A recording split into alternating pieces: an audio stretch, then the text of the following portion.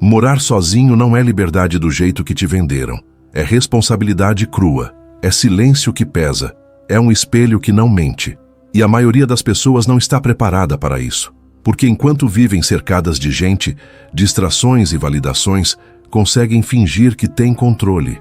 Mas quando a porta se fecha, quando o barulho acaba e quando não tem ninguém por perto para suavizar o impacto da própria mente, a verdade aparece. E a verdade é simples.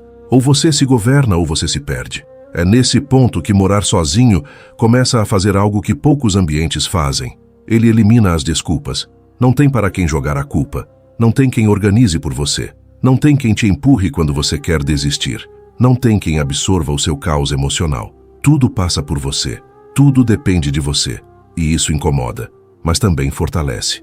Porque pressão revela estrutura e ausência de apoio revela caráter. Você começa a perceber padrões que antes estavam escondidos. A bagunça da casa denuncia a bagunça interna. A procrastinação fica mais evidente.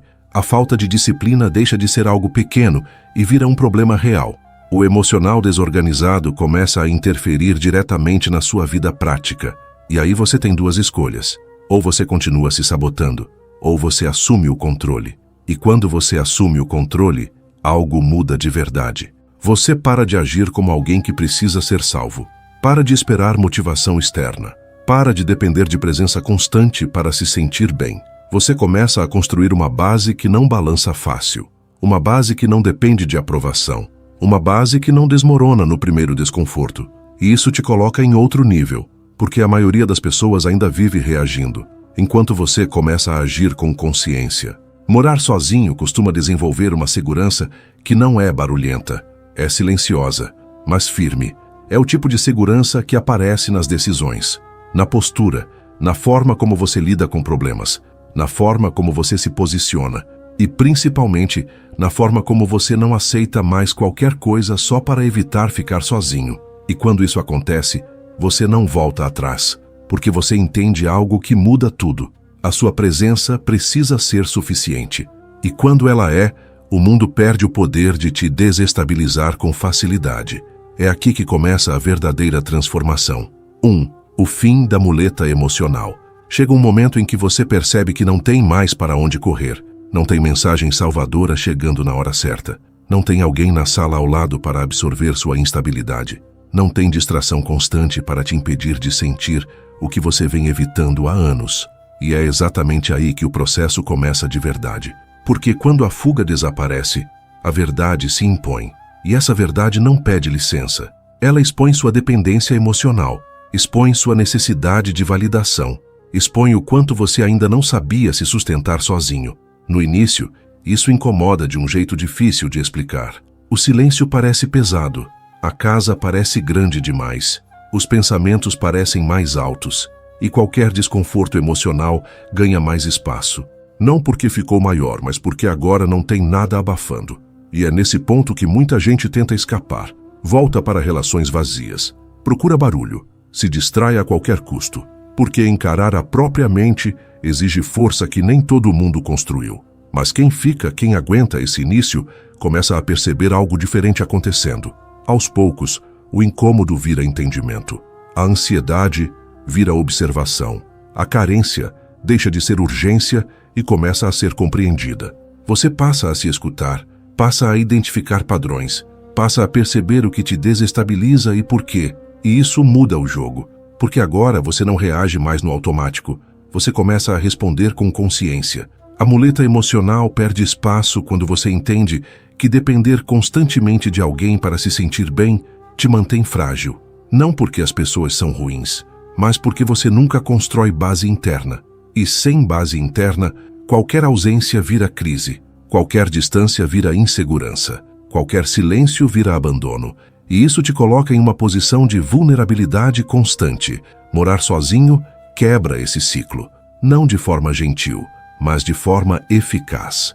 Você começa a desenvolver estabilidade própria, aprende a se acalmar, aprende a se reorganizar, aprende a lidar com frustração sem precisar correr para alguém.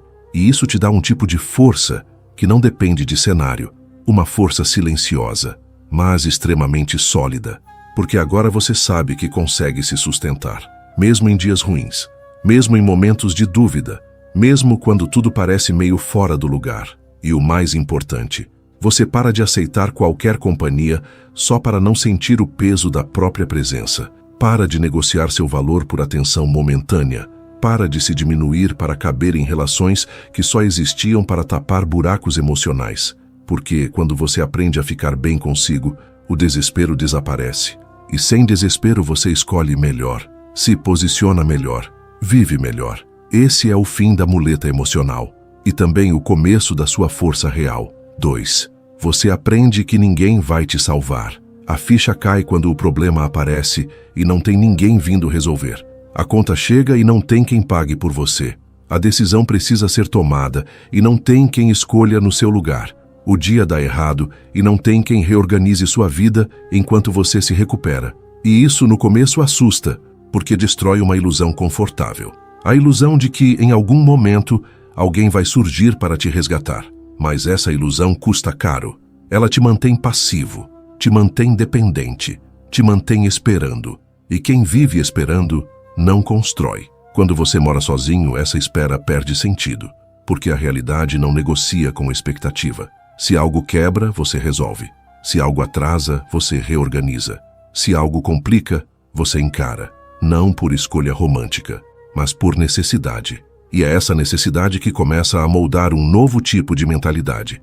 Uma mentalidade de responsabilidade total, sem desculpa, sem transferência de culpa, sem vitimismo confortável. No início, essa responsabilidade pesa. Pesa porque você percebe o quanto antes evitava assumir certas coisas. Pesa porque agora qualquer erro tem consequência direta. Pesa porque não dá mais para culpar circunstância, pessoa ou falta de apoio como justificativa constante. Mas ao mesmo tempo, esse peso te fortalece. Porque tudo que depende de você pode ser ajustado por você. E isso devolve controle. Controle real, não emocional, prático. Você começa a agir diferente. Para de adiar decisões importantes. Para de empurrar problemas com a esperança de que se resolvam sozinhos. Para de esperar o momento perfeito para agir. Porque entende que o momento nunca vai ser perfeito. Mas a ação precisa acontecer mesmo assim. E cada vez que você resolve algo por conta própria, sua confiança cresce. Não aquela confiança superficial, mas uma confiança construída na prática, testada, comprovada. Essa mudança também altera a forma como você enxerga a dificuldade. O problema deixa de ser um sinal de fraqueza e passa a ser um campo de treino. Cada situação resolvida reforça sua capacidade. Cada desafio enfrentado amplia sua percepção de força.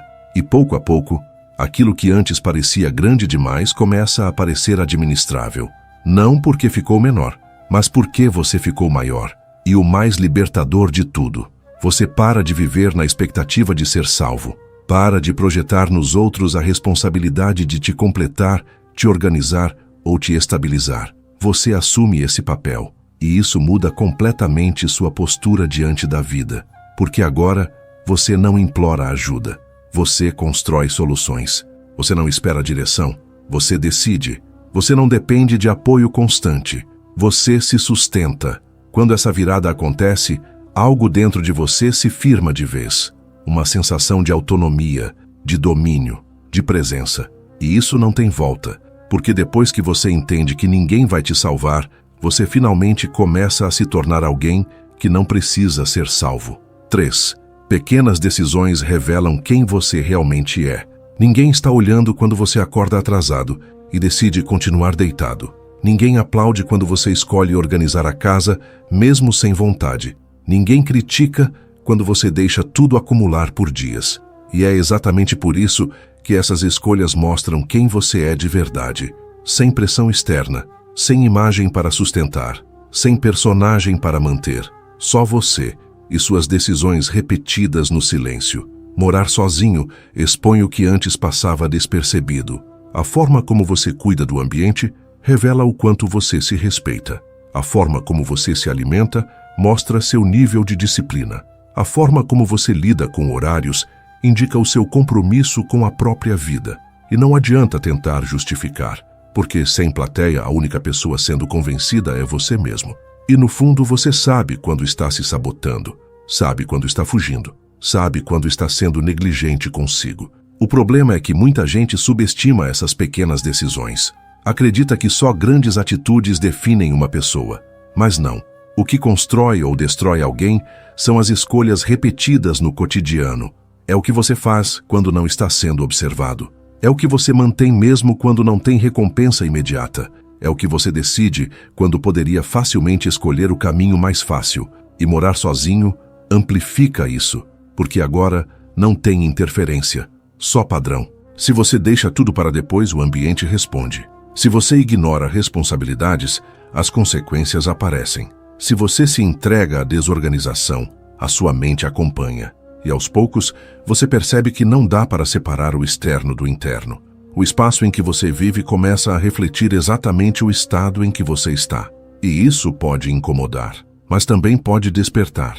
Porque quando você enxerga esse reflexo, você ganha a chance de corrigir. A partir daí, cada pequena decisão ganha peso. Arrumar a cama deixa de ser algo banal. Cuidar da alimentação deixa de ser detalhe. Manter o ambiente limpo deixa de ser obrigação e vira posicionamento. Você começa a agir com mais intenção. Não porque alguém mandou, mas porque entendeu que tudo que você faz constrói a pessoa que você está se tornando. E isso muda a sua relação com o cotidiano. Você para de viver no automático. Para de agir por impulso o tempo todo. Começa a se observar mais. Começa a corrigir padrões que antes passavam despercebidos. E essa consciência vai criando consistência. E essa consistência vai criando identidade. Uma identidade mais firme, mais organizada, mais confiável. Primeiro para você mesmo, depois para o mundo. Porque no fim, caráter não se prova em discurso, se prova na repetição. E morar sozinho te coloca diante disso todos os dias. Sem filtro, sem desculpa, sem distração. Só você e aquilo que você escolhe fazer com a própria vida. 4. Disciplina deixa de ser opção e vira sobrevivência. Não é mais sobre motivação. Não é mais sobre vontade. É sobre manter a vida funcionando. Quando você mora sozinho, qualquer descuido cobra rápido. A louça acumulada vira ambiente pesado. A desorganização vira estresse. A falta de planejamento vira problema real. E é nesse ponto que a disciplina deixa de ser discurso bonito e vira necessidade básica. Ou você se organiza, ou você complica a própria existência. No começo, a tendência é resistir, tentar manter os velhos hábitos, deixar para depois, ignorar pequenas responsabilidades. Mas morar sozinho não perdoa a repetição de negligência. O acúmulo aparece, a pressão cresce e o desconforto se instala. E quando isso acontece, você percebe que não dá mais para viver no improviso constante. Não dá para depender de ânimo. Não dá para agir só quando está bem. Porque a vida não pausa esperando você se sentir pronto. É aí que a virada acontece. Você começa a entender que disciplina não é sobre rigidez. É sobre estabilidade. É sobre reduzir o caos. É sobre criar uma base mínima que sustente seus dias, mesmo quando sua mente não está colaborando. E essa base começa nas coisas simples. Horário, organização, compromisso com o que precisa ser feito. Não é glamour, mas é poderoso. Você começa a agir mesmo sem vontade. Começa a fazer o básico bem feito. Começa a repetir comportamentos que mantêm sua vida em ordem. E isso vai gerando um efeito silencioso. Sua mente fica mais clara. Seu ambiente mais leve, suas decisões mais firmes. E o melhor, você começa a confiar em si mesmo, porque sabe que não depende de motivação para agir, depende de padrão. A disciplina também muda a forma como você lida com dificuldade. Antes, qualquer obstáculo virava desculpa para parar. Agora vira apenas mais uma parte do processo. Você não negocia tanto com o próprio desconforto. Você executa, você ajusta, você continua. E isso te coloca em outro nível, porque a maioria ainda está esperando vontade aparecer, enquanto você já entendeu que a ação vem antes dela. E com o tempo, essa disciplina deixa de pesar. Ela se integra, vira parte de quem você é. Você não precisa mais se forçar tanto, porque já construiu consistência, já criou ritmo, já estabeleceu uma forma de viver que sustenta a sua própria estrutura. E isso te dá uma vantagem enorme. Porque agora você não depende de circunstância favorável para manter sua vida em ordem. No fim, morar sozinho te ensina algo direto. Sem disciplina, sua vida desanda. Com disciplina, sua vida se estabiliza. E quando sua vida se estabiliza, sua mente acompanha. E quando sua mente acompanha, sua segurança cresce. E essa segurança não é frágil, é construída no dia a dia, na repetição, na responsabilidade assumida, na decisão de não se abandonar. E isso muda tudo. 5. Você começa a gostar da própria companhia. No início, ficar sozinho parece um vazio que precisa ser preenchido o tempo todo. O silêncio incomoda, a ausência de conversa pesa, a falta de movimento gera inquietação, e a mente tenta buscar qualquer coisa para escapar disso.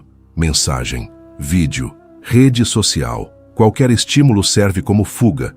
Mas com o tempo, quando você para de correr, algo começa a mudar de forma quase imperceptível. Aquilo que antes parecia incômodo começa a ficar neutro, depois começa a ficar confortável, e então se transforma em algo valioso. Você começa a perceber que sua própria presença pode ser suficiente, que não precisa de barulho constante para se sentir bem, que não precisa de companhia aleatória para evitar desconforto, que não precisa preencher todos os espaços com estímulo. Isso é libertador, porque quebra uma das dependências mais comuns, a necessidade de estar sempre acompanhado para se sentir inteiro. Com essa mudança, sua relação com o tempo também se transforma. Você aprende a ficar em paz em momentos simples. Um café sozinho deixa de ser estranho. Uma noite em silêncio deixa de ser pesada. Um final de semana sem planos deixa de ser problema. E quanto mais você se acostuma com isso, mais você se fortalece, porque sua estabilidade deixa de depender de fatores externos e passa a vir de dentro. Essa nova forma de se relacionar consigo mesmo muda também a forma como você se relaciona com os outros. Você para de aceitar qualquer presença só para evitar solidão. Para de tolerar relações rasas. Para de insistir em conexões que não fazem sentido, porque agora você não precisa disso. Você escolhe, e essa escolha é baseada em clareza, não em carência. E quando você começa a gostar da própria companhia, algo muito importante acontece. Você se respeita mais, cuida melhor do seu espaço, protege melhor sua energia, define limites com mais firmeza, porque entende o valor de estar em paz e não abre mão disso facilmente. Você deixa de negociar sua tranquilidade por atenção momentânea, deixa de trocar sua estabilidade por validação passageira. Essa virada é silenciosa, mas extremamente poderosa, porque muda a base das suas decisões, muda seus critérios, muda sua postura. Você já não entra em qualquer ambiente, já não se adapta a qualquer situação, já não aceita qualquer tratamento, porque descobriu algo que poucos sustentam por muito tempo, que a própria companhia, quando bem construída, é melhor do que qualquer presença vazia. E a partir desse ponto, você não evita mais ficar sozinho. Você escolhe quando quer estar com alguém, escolhe quando quer se recolher, escolhe com consciência, sem medo, sem dependência, sem desespero. E isso te coloca em um lugar de força real, uma força que não faz barulho, mas que sustenta tudo. E quando você chega aqui, voltar atrás já não faz sentido, porque agora você sabe o valor de estar bem consigo mesmo. Morar sozinho não te transforma por mágica. Ele te expõe, te pressiona, te obriga a encarar o que você evitou por muito tempo. E exatamente por isso, ele costuma desenvolver uma segurança que não pode ser fingida. Cada escolha, cada silêncio, cada responsabilidade assumida vai construindo uma base que não depende de ninguém para se manter de pé. E quando essa base se forma, sua postura muda, sua mente muda, sua vida muda. Então, guarda isso. Ou você usa esse processo para crescer, ou você foge dele e continua preso no mesmo padrão. A decisão, no fim, sempre foi sua.